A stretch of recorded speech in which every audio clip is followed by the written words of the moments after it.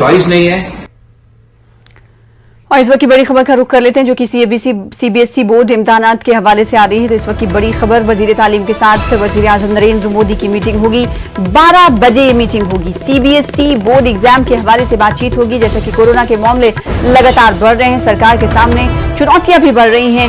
इसी वजह से वजीर तालीम के साथ पीएम मोदी की आज मीटिंग होगी। सीबीएसई बोर्ड के इम्तिहानात के मामले पर यह मीटिंग होगी। वजीर तालीम के साथ पीएम मोदी बातचीत करेंगे। 12 बजे ये मीटिंग हो सकती है।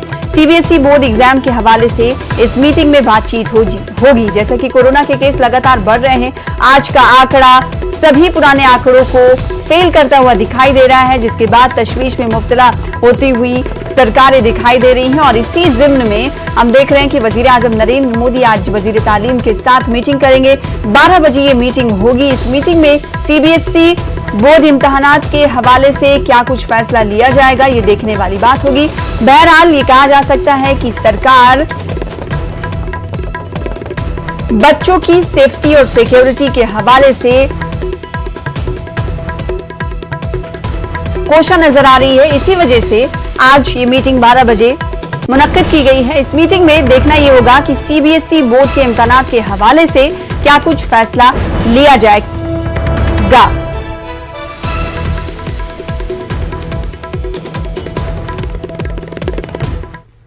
महाराष्ट्र में आज रात 8 बजे से दफा 144